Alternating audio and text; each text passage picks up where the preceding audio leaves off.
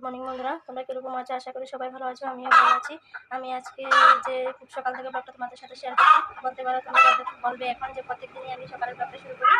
আজকে আমি যে কাল তো শনিবার, কালকে যে পূজা করবো তার জন্য আজকে সরঞ্জাম আমি এখন ছেলেকে স্কুলে দিয়ে আসবো।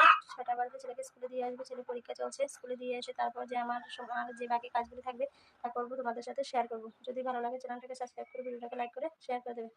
দেখো বন্ধুরা, এখানে আমি বালতির মধ্যে গোবর মাটি নিয়ে নিয়েছি লেবার জন্য। দেখো ঘর কিভাবে এলোমেলো হয়ে রয়েছে, এগুলি আমি এখন লেপবো, তোমরা দেখতে থাকো।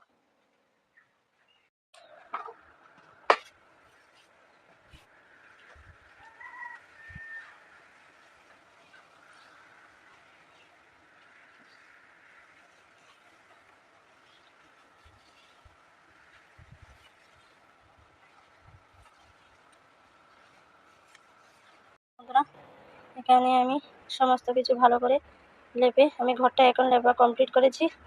এখন আমি যে বারিন্দা বা পাকঘর, ঠাকুরঘর এসবই লেপবো। আবার যাবো রাজাপুর একটু, মানে আমাদের ওখানে যে রাবার বাগানে গাছ পড়েছে তার জন্য ওখানে গাছগুলি লার্কি করে আনার জন্য গাড়ি করে আনবো। আবার ওখানে যাব, তোমাদেরকে যদি পারি শেয়ার করবো। বন্ধুরা, শ্বশুরবাড়ির রাস্তার মধ্যে চলে এসেছি। আসলে মেন রোড দিয়ে যাইনি, মেন রোড দিয়ে গেলে অনেকটা দেরি হয়ে যাবে, তার জন্য অনেকটা দেরি হয়ে গেছে। তার জন্য আমি জমি দিয়ে শর্টকাট রাস্তা দিয়ে যাচ্ছি। এই দেখো এখানে একটা পুকুর, আবার এই পাশে একটা পুকুর। এই দেখো ভিউটা খুব সুন্দর। এই দেখো, দেখো বড় একটা তাল গাছ। এই দেখো, ওই দেখো দূরে অনেকটা ট্রাক্টরের শব্দ, জমি নিজের রোয়া লাগাবে তার জন্য। দেখো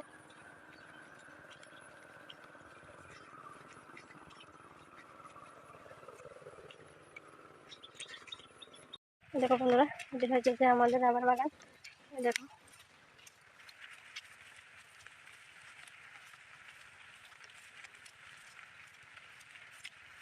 দেখো, এটা আমাদের বলতে মানে ভাসুর আমাদের সব মিক্সড করে এই সব বাগান।